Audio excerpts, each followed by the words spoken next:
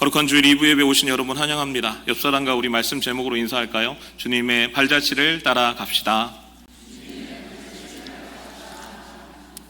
아멘. 한 분 한 분 얼굴을 뵐 수 있는 것 참 은혜임을 고백합니다. 하루하루 우리에게 생명을 주신 것이 참 은혜임을 고백합니다. 여러분, 오늘도 건강 주시고 오늘도 하나님 앞에 예배 드릴 수 있는 이 은혜가 얼마나 큰지 모르겠습니다. 여러분, 어떤 마음으로 나오셨습니까? 어떤 마음으로 나오셨든 이 시간 꼭 주님 만나는 시간 되시기 바랍니다. 예수 그리스도의 십자가의 은혜와 능력이 우리 모두에게 임하는 시간 되시기를 우리 주님의 이름으로 축원드립니다. 제가 어렸을 때 친구들이랑 이제 산을 올라갔어요. 그런데 이제 그때 겨울이어가지고 한번 이제 눈이 엄청 오게 되었습니다. 그래서 우리가 분명히 길을 알았는데 어느 순간 눈이 다 덮이면서 이제 길을 잃어버리게 됐어요. 그런데 길을 막 찾아 헤매던 중에 분명히 내려가는 길이었던 것 같아요. 발자국이 이렇게 나 있는 거예요. 그래서 혹시나 누군가 걸어간 길이구나. 큰 발자국인 거 보니까 어른이 이렇게 지나간 길이었던 것 같아요. 이 발자국 따라가면 우리가 내려갈 수 있겠구나 생각해서 그 발자국을 따라서 정말 따라갔더니 결국에는 다시 내려올 수 있었고 집을 찾을 수 있었던 그런 경험이 있습니다. 길을 모를 때는 앞서간 사람의 길을 따라가는 것, 아무도 가보지 않는 길을 누군가 갔다라면 그 길을 따라가는 것, 이것이 가장 안전하고 확실한 방법이라고 생각합니다. 오늘 본문에서도 베드로는 우리 가운데 이렇게 얘기합니다. 예수 그리스도의 발자취를 따르라. 우리 오늘 본문 말씀 21절 말씀 다 같이 우리 읽어보겠습니다. 이를 위하여 너희가 부르심을 받았으니 그리스도도 너희를 위하여 고난을 받으사 너희에게 본을 끼쳐 그 자취를 따라오게 하려 하셨느니라. 아멘. 인생의 눈보라 가운데 방황하고 헤매일 때 우리 주님은 이미 십자가를 지시고 그 길을 가셨습니다. 그 길 따라가면 우리는 길을 잃지 않고 인생이 어느 방향으로 가야 되는지 분명히 알고 따라갈 줄 믿습니다. 이 말씀에 보면 본이라는 단어가 나와요. 본. 이 단어는 고대 그리스에서 아이들에게 글씨를 가리킬 때 사용하던 그런 글씨 본을 의미합니다. 선생님이 희미하게 글씨를 이렇게 먼저 써 놓으면은 그 다음에 아이들이 이것을 따라 쓰는, 그대로 따라 베끼는 이런 것을 하면서 글씨를 배웠다라고 합니다. 예수님께서도 우리 가운데 먼저 보여주셨습니다. 그래서 우리는 다른 것을 따라가는 것이 아니라 예수님을 그대로 따라가면 되는 것이지요. 사랑하는 여러분, 오늘 말씀을 통해서 우리가 다른 것을 추구하는 인생을 살았다면, 내 마음대로 여전히 내가 갈 길 내가 걷는 인생을 살았다면, 오늘은 다시 한번 주님 앞에 주님의 발자취를 따라가는 인생으로 회복되는 이 시간이 되시기를 바랍니다. 첫 번째는 우리 모두는 상처를 가지고 있다라는 거예요. 우리 모두는 상처를 가지고 있습니다. 베드로전서 2장 21절에 보면 베드로가 이를 위하여 너희가 부르심을 받았느니라 이렇게 얘기하고 있습니다. 이를 위하여라는 무슨 말을 의미하는가? 문맥을 살펴보면 부당한 고난을 견딘다라는 것을 의미합니다. 오늘 본문 앞절인 18절부터 20절에 보면 베드로는 종들에게 주인에게 순복하라고 권면합니다. 특별히 부당한 대우를 받을 때도 하나님을 생각하면서 참는 것이 의롭다, 아름답다라고 말합니다. 그리고 나서 오늘 21절에 보면 이를 위하여 너희가 부르심을 받았다라고 이어지는 것이죠. 우리도 때로는 부당한 고난과 상처를 경험할 때도 있습니다. 그런데 이런 어려움 가운데도 불구하고 우리는 주님을 따라가야 된다는 것이 소명이잖아요. 그런데 이 소명을 바로 갖고 알기 전에 우리는 먼저 인정하고 알아야 될 게 뭐냐면 모든 사람들은 다 상처를 가지고 있다라는 사실입니다. 여러분, 상처를 받고 안 받고 사는 사람은 아무도 없어요. 성경에도 상처받은 사람들이 참 많이 등장합니다. 여러분, 첫 번째 부부싸움을 기억하십니까? 아담과 하와가 부부싸움 했던 겁니다. 창세기 3장 12절 말씀 다 같이 한번 읽어볼까요? 아담이 이르되 하나님이 주셔서 나와 함께 있게 하신 여자 그가 그 나무 열매를 내게 주므로 내가 먹었나이다. 깊은 상처를 받았을 겁니다. 하와가 책임을 회피하면서 자신의 잘못을 아내에게 돌리는 남편의 모습에서 배신감을 느꼈을 것입니다. 어떻게 이 남편이 나한테 이럴 수가 있나? 요셉은 형제들에게 상처를 또한 받았습니다. 창세기 37장에서 보면은 그 형들이 요셉을 때리고 구덩이에 던져 넣습니다. 그렇게 어떻게 됩니까?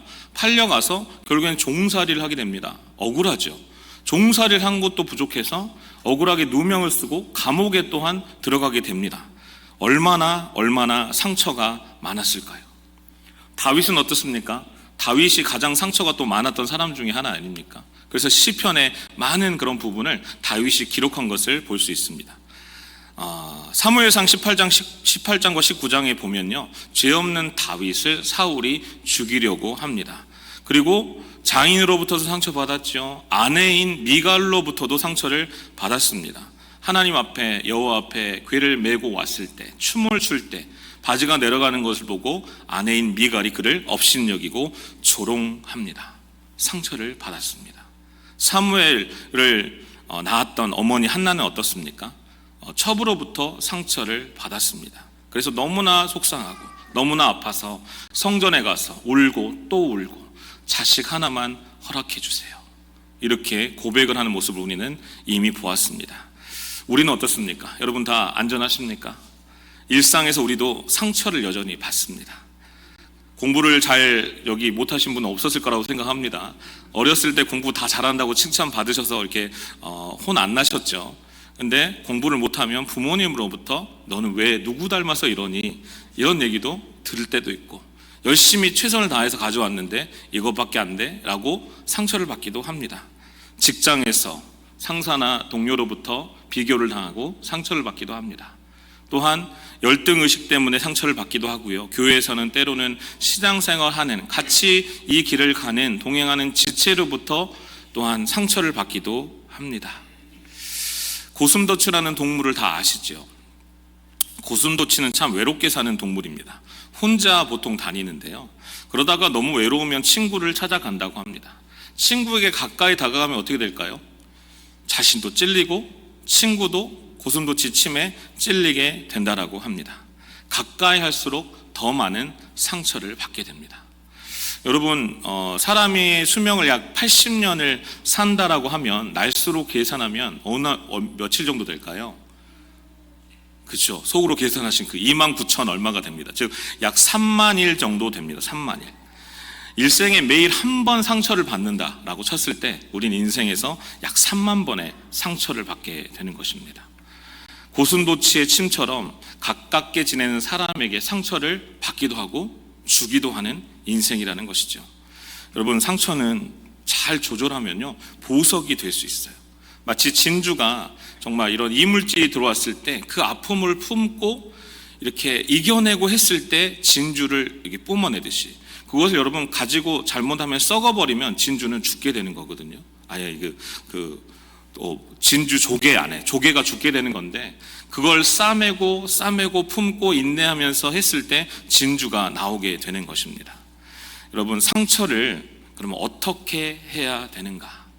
우리가 받은 상처를 어떻게 다룰까가 참 중요합니다. 상처를 부정하거나 억누르거나 하는 것보다 더 중요한 것은 하나님 앞에 우리의 상처와 아픔을 그대로 가지고 나아가는 것이 중요하다라는 것이죠. 시편 62편 8절에서 다윗이 이렇게 얘기하는데요. 다 같이 읽어보겠습니다. 백성들아, 시시로 그를 의지하고 그의 앞에 마음을 토하라. 하나님은 우리의 피난처시로다. 셀라. 아멘. 사랑하는 여러분, 모든 상처와 아픔 우리 주님이 다 아십니다. 그리고 그 상처와 아픔 주님 앞에 꼭 가지고 나아갈 수 있는 은혜가 있게 되길 바랍니다. 사순절입니다. 여러분, 사순절을 묵상하면서 어떻게 지내고 계십니까? 십자가를 묵상하시는 거 너무 중요합니다. 그때에 또한 묵상해야 될 게 내 상처를 하나님 앞에 내어드리며 토로하며 부르짖으며 나아가는 것도 중요합니다. 십자가의 주님은 우리의 모든 상처와 아픔과 질병과 고통과 죽음까지도 다 담당해 주신 우리의 구세주가 되십니다. 그 주님 앞에 가지고 나아갈 때 여러분 반드시 우리 은혜의 하나님께서, 우리 구주 예수 그리스도께서 치유의 은혜를 부어주실 줄 믿습니다. 두 번째는 예수님도 상처를 많이 받으셨다라는 거예요. 예수님도 상처를 많이 받으셨습니다. 우리 23절 말씀 다 같이 읽겠습니다. 욕을 당하시되 맞대어 욕하지 아니하시고 고난을 당하시되 위협하지 아니하시고 오직 공의로 심판하신 이에게 부탁하시며. 아멘. 원어적으로 보면 여기에 욕을 당하시되라는 표현은요, 그냥 입술로 욕을 한 게 아니고요, 인격적으로 모독을 하고 깊이 상처를 주는 이런 행동을 가리킵니다. 예수님께서 여러분 이 땅에 계신 동안 정말 많은 상처를 받으셨습니다. 예수님께서 처음에 설교하셨을 때, 자기가 태어난 동네에 가서 나사렛에서 설교를 하셨을 때 설교가 끝나자 청중들은 분노합니다. 누가복음 4장에 보면 여러분, 그들은 예수님을 죽이려고 마을의 낭떠러지까지 밀고 나갔습니다. 고향에서, 나사렛 동네에서 고향 사람들에게 상처받고 거부당하고 무시를 당했다는 거예요. 얼마나 큰 상처를 입으셨을까요? 또한 예수님은 육체에 많은 상처를 받았습니다. 우리가 다 알죠. 패션이라는 영화에서 참 실제적으로 많이 그렸던 내용을 우리는 알고 보았습니다. 몸 하나, 그 어느 곳 하나 상처 안 난 것 없이 모든, 또한 살과 피와 뼈까지도 드러날 정도로 찢기시고 물과 피를 쏟으신 분이 바로 우리 예수님이십니다. 로마의 채찍형은요, 다 아시다시피 가죽만 있는 게 아니라 가죽 끝에 갈고리가 달려 있습니다. 그래서 살점이 떨어져 나가게 하는 잔인한 형벌이었다는 거 우리 너무나 잘 알고 있습니다. 이사야 52장 14절 말씀 다 같이 한번 읽어볼까요? 전에는 그의 모양이 타인보다 상하였고 그의 모습이 사람들보다 상하였으므로 많은 사람이 그에 대하여 놀랐거니와. 아멘. 이렇게 말했어요. 무슨 모습입니까? 예수님의 고난당하시는, 고통당하시는 모습을 얘기한 말씀입니다. 예수님의 몸이 알아볼 수 없을 정도로 상했음을 의미합니다. 그리고 우리 주님은 여러분 마음의 상처도 참 많이 받으셨어요. 독한 말 참 많이 들었습니다. 우리가 아무리 독한 말 많이 들었다고 해도 예수님만큼 독한 말 많이 들은 사람은 없는 것 같아요. 비웃음도 당하셨습니다. 내가 정말 사랑하고 품고 3년간 같이 지냈던 제자에게 배신을 당해서 은 30에 팔려가는 일도 경험을 하셨죠. 그리고 다 도망가고 이제 한 명 따라왔죠. 한 명 따라온 이 사람은 결국에는 예수님을 3번이나 부인하고 저주하고 맹세까지 하는 장면도 나옵니다. 우리 마가복음 14장 71절 다 같이 읽겠습니다. 그러나 베드로가 저주하여 맹세하되 나는 너희가 말하는 이 사람을 알지 못하로나 하니. 베드로가 이 독한 저주의 말을 하고 있을 때, 그때 예수님이 고개를 들어 베드로를 바라보는 장면이 누가복음 22장 61절에 나옵니다. 주께서 돌이켜 베드로를 보시니. 그 눈빛에 참 얼마나 많은 상처와 슬픔이, 안타까움이 담겨 있었을까요? 이 땅에 오신 주님은 참 많이 상처를 받으신 분이십니다. 그런데 여러분, 죄가 없으신 분이었다라고 오늘 베드로는 얘기합니다. 22절 말씀 다 같이 읽겠습니다. 그는 죄를 범하지 아니하시고 그 입에 거짓도 없으시며. 아멘. 여러분, 단 한 번도 죄를 범하지 않으셨다는 의미거든요. 예수님은 고난 당하실 이유가 아무것도 없으셨습니다. 여러분, 죄는요 마음으로부터 시작됩니다. 이 마음으로부터 시작된 죄가 예수님도 말씀하셨어요. 마가복음 7장에 보면 사람의 속에서 나오는 것이 사람을 더럽게 한다라고 얘기를 하셨습니다. 마음에서 시작된 죄는요 2가지 경로로 표출이 됩니다. 하나는 말, 그리고 하나는 행동. 말과 행동으로 이렇게 나타나는 게 이제 죄의 그런 내용인데요. 미움이라는 마음의 죄는요 어떻게 나타나냐면 폭언을 하거나 폭행을 하거나 이렇게 나타난다라는 것이죠. 베드로는 그런데 예수 그리스도께서는 입술로도 행동으로도 죄를 지은 적이 없다라고 말합니다. 여러분, 우리는 오해할 수 있습니다. 예수님은 하나님이시지 않습니까? 여러분, 예수님이 하나님이심을 믿으십니까? 아멘. 그럼 예수님이 참 사람이심도 믿으십니까? 우리 기독교가 모든 종교 중에 가장 강력한 우리 또 믿음을 갖고 있잖아요. 그 이유가 뭐냐면 삼위일체 하나님을 믿는 믿음입니다. 그죠? 유일하신 하나님을 믿는 믿음입니다. 그런데 이 삼위에 계시는 이 성부, 성자, 성령 하나님의 그런 특징 중에서 유일하게 성자 하나님께서 갖고 계신 특징이 있어요. 무엇입니까? 참 하나님이시며 참 사람이시다. 우리는 이거를 믿는 믿음 가운데 또한 있어야 된다는 것이죠. 근데 여러분, 사람이라면 어때요? 사람이라면 완전한 인성을 가진 그런 사람으로서의 예수님도 우리는 알아야 된다는 거예요. 예수님은 하나님으로는 죄를 지으실 수 없죠. 그런데 인간으로는 어떠냐면 똑같은 유혹과 똑같은 시험을 당하신 분이시라는 사실입니다. 히브리서 4장 15절 말씀 다 같이 읽겠습니다. 모든 일에 우리와 똑같이 시험을 받으신 이로되 죄는 없으시니라. 아멘. 우리와 똑같은 시험을 받으셨지만 단 한 번도 죄를 지으시지 않으셨다라고 말씀하고 계세요. 사랑하는 여러분, 이런 부당한 고난과 상처를 너무너무 많이 받으신 분이, 죄가 없으신데도 죄 있는 사람보다 더 많은 상처와 고난과 아픔을 당하신 분이 바로 우리 구주 예수 그리스도이십니다. 그런데 이때 예수님은 어떻게 반응하셨는가? 오늘 말씀이죠. 23절 말씀 다 같이 다시 한번 읽겠습니다. 욕을 당하시되 맞대어 욕하지 아니하시고 고난을 당하시되 위협하지 아니하시고 오직 공의로 심판하신 이에게 부탁하시며. 아멘. 여러분, 예수님은요, 이렇게 상처 많으신 예수님은 상처를 상처로 반응하지 않으셨습니다. 대신 모든 것을 하나님께 맡기셨습니다. 이번 주에 여러분, 우리가 혹시나 부당한 상황이나 상처를 경험한다고 할 때 잠시 멈추고 예수님이라면 어떻게 반응하셨을까를 한번 생각해 보시기 바랍니다.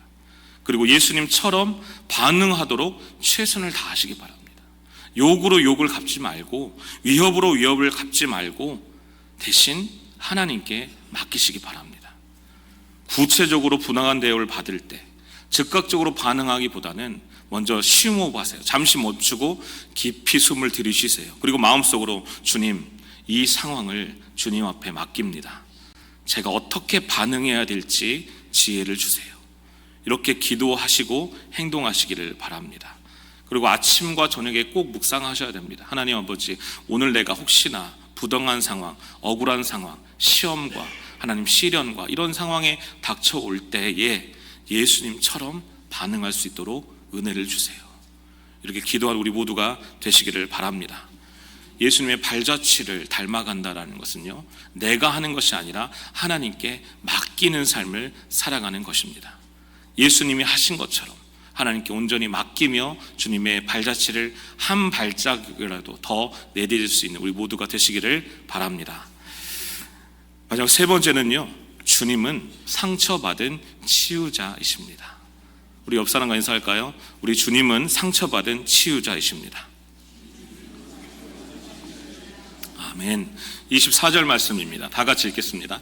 친히 나무에 달려 그 몸으로 우리 죄를 담당하셨으니 이는 우리로 죄에 대하여 죽고 의에 대하여 살게 하려 하심이라. 그가 채찍에 맞음으로 너희는 나음을 얻었나니. 아멘.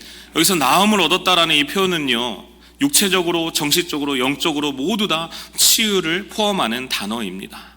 여러분, 우리가 당했던 아픔, 슬픔, 시험, 시련, 고통, 염려, 걱정, 이 모든 것 우리 주님이 친히 경험하셨습니다.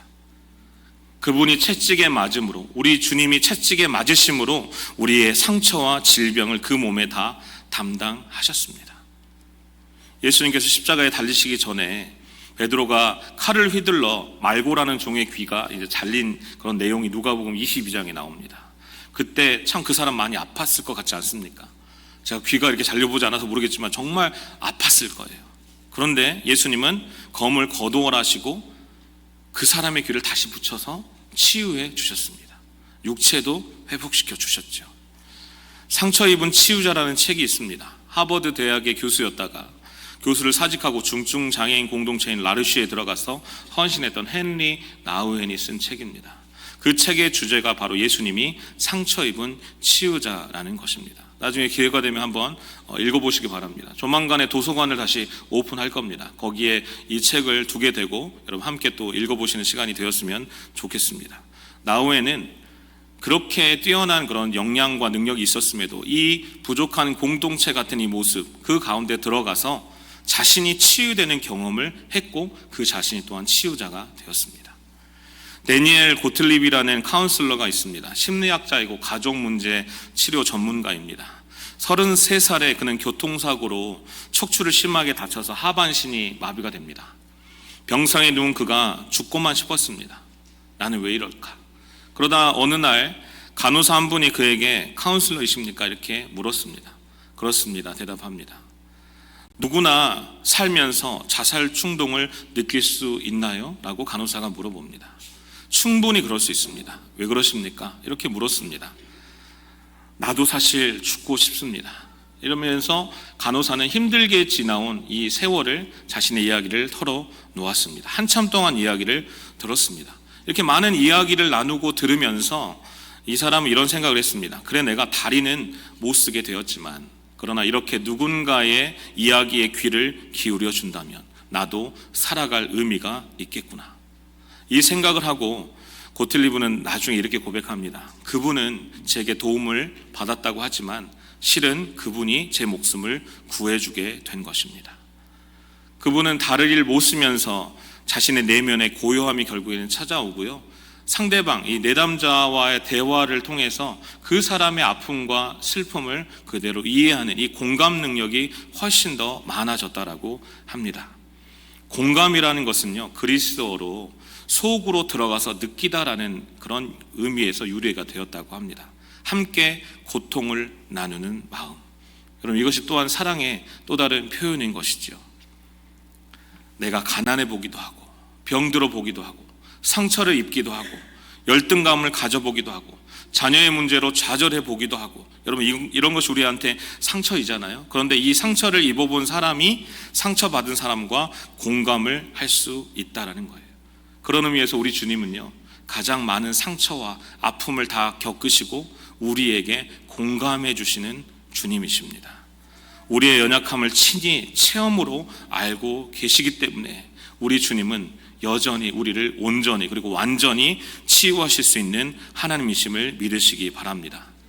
우리도 상처 입은 치유자로 이제는 살아갈 수 있어요. 고린도후서 1장 3절 4절 말씀 다 같이 한번 읽어보겠습니다.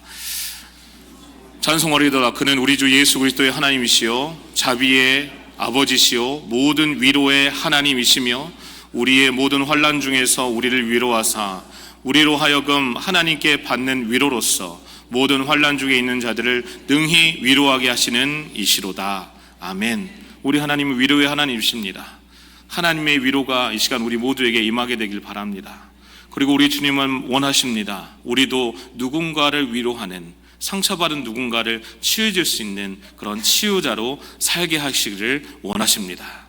여러분, 비슷한 경험과 상처가 있는 고통스러운 한 사람이 있다면 여러분 먼저 그를 찾아가고 또한 이야기를 들어주고 판단하지 말고 해결책을 서둘러 얘기하지 말고 그저 그의 이야기와 감정에 먼저 공감할 수 있게 되기를 바랍니다. 야고보서 1장 19절 말씀도 다 같이 한번 읽어보겠습니다. 내 사랑하는 형제들아, 너희가 알지니 사람마다 듣기는 속히 하고 말하기는 더디하며 성내기도 더디하라. 아멘. 말하는 것보다, 판단하는 것보다 같이 이해해주고 공감해주고 기도해주는 모습이 우리 가운데는 필요하다는 거예요. 이민 생활 하다 보면 여러분 참 많은 상처를 입은 사람들을 만나게 됩니다. 저는 신방을 가면 여러분 언제나 얘기하셔도 됩니다. 저는 신방 가면 최소한 2-3시간 우리 권사님, 집사님, 장로님의 이야기를 들어드립니다. 그 스토리 가운데는 내가 이민 생활 20년, 30년, 50년 하면서 얼마나 참 역경의 세월, 힘든 세월을 겪으셨는가를 듣게 됩니다. 공감이 됩니다. 얼마나 힘드셨을까. 그런데 감사한 것은 지금 이 자리에 있는 것이 주님의 은혜라는 것이죠. 그리고 하나님이 우리와 함께 하신다라는 것입니다. 그리고 기도해드리고 함께 공감해드리고 이것이 참 행복하다라는 것을 느낍니다. 사랑하는 여러분, 아픔이 있는 사람들을 위해서 더 구체적으로 깊이 있게 기도할 수 있게 되기를 바랍니다. 에베소서 6장 18절 말씀 다 같이 읽겠습니다. 모든 기도와 간구를 하되 항상 성령 안에서 기도하고 이를 위하여 깨어 구하기를 항상 힘쓰며 여러 성도를 위하여 구하라. 아멘.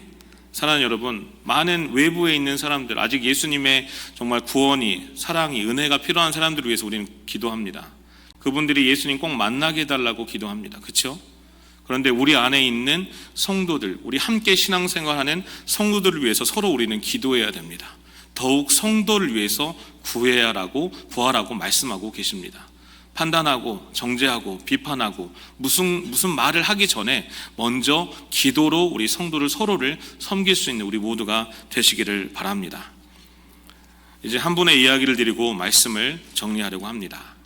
이탈리아 출신의 유명한 바이올리니스트 니콜로 파가니니의 이야기입니다.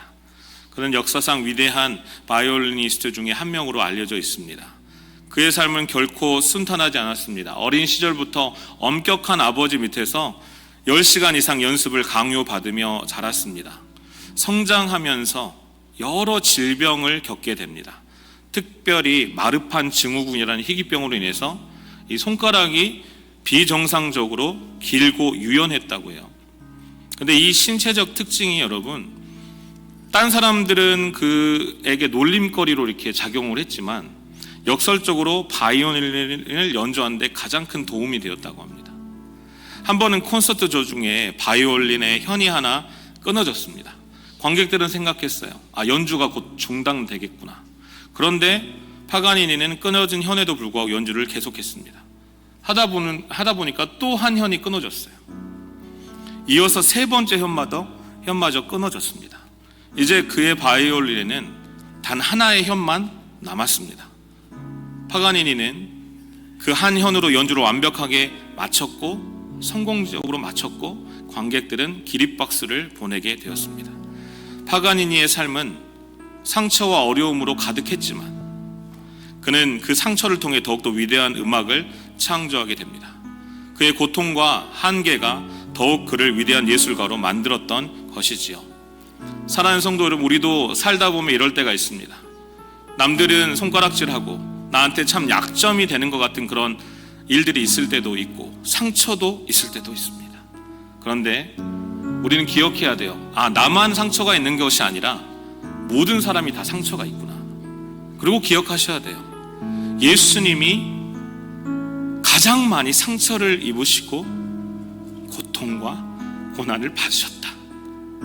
그리고 그 예수님이 나의 상처를, 나의 고난을, 나의 질병을, 나의 아픔을 다 아시고 십자가에서 모든 치유의 담당의 은혜를 주셨다. 이 사실을 꼭 기억하고 믿으시기 바랍니다. 말씀으로 증거하겠습니다. 25절 말씀인데요, 다 같이 읽겠습니다. 너희가 전에는 양과 같이 길을 잃었더니 이제는 너희 영혼의 목자와 감독 되신 이에게 돌아왔느니라. 아멘. 우리는 길을 잃은 양들이었어요. 바이올린에서 세 줄이 다 끊어져 버린 한 줄밖에 남지 않은 그런 사람들이었어요. 남들은 다 내 상처마저 조롱하고 비웃기도 하고 그렇게밖에 못 사냐고 또한 핀잔을 듣기도 합니다.